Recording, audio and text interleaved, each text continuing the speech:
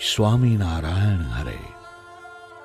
સંવંત 1884 શ્રાવણવદી અમાવસ્યાને દિવસ રાત્રિને સમયે સ્વામી શ્રી સહજાનંદજી મહારાજ શ્રી ગઢડા મધ્યે દાદા ખાચરના દરબારમાં પોતાને ઉતારે વિરાજમાન હતા અને સર્વે શ્વેત વસ્ત્ર ધારણ કર્યા હતા ને પોતાના મુખારવિંદની આગળ સાધુ તથા દેશ દેશના હરિભક્તની સભા ભરાઈને બેઠી હતી.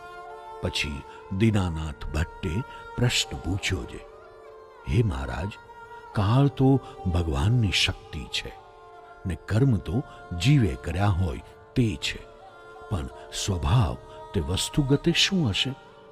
પછી શ્રીજી મહારાજ બોલ્યા છે, જીવે જે પૂર્વજન્મને વિશે કર્મ કર્યા છે તે કર્મ પરિપક્વ અવસ્થાને પામીને જીવ ભેળા એક રસ થઈ ગયા છે.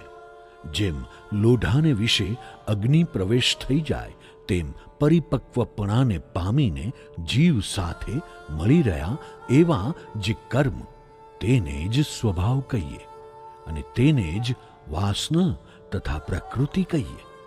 પછી મુક્તાનંદ સ્વામીએ પ્રશ્ન પૂછ્યો છે, હે મહારાજ, જીવ સાથે એક રસપણાને પામી રહ્યા એવા જે કર્મ એને સ્વભાવ તથા વાસના કરીને કહો છો, એ વાસનાને ટાળ્યાનો શો ઉપાય છે?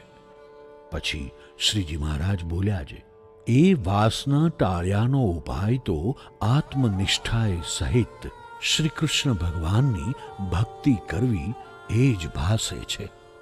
અને જો આત્મનિષ્ઠા વિના એકલી જ શ્રી કૃષ્ણ ભગવાનની ભક્તિ હોય તો જેમ ભગવાનમાં હેત કરે તેમ બીજા પદાર્થમાં પણ હેત થઈ જાય.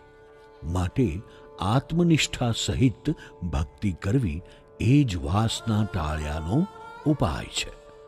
અને આત્મનિષ્ઠાવાળાને પણ જો કોઈક ભૂંડા દેશકાળાદિકને યોગે કરીને અજ્ઞાનીની પેઠે જ ક્ષોભ થઈ આવે પણ ઝાઝી વાર ટકે નહીં. ઇતિ વચનામૃતમ. એવી રીતે ગઢડા અંત્ય પ્રકરણમનું 20મું વચનામૃત થયું.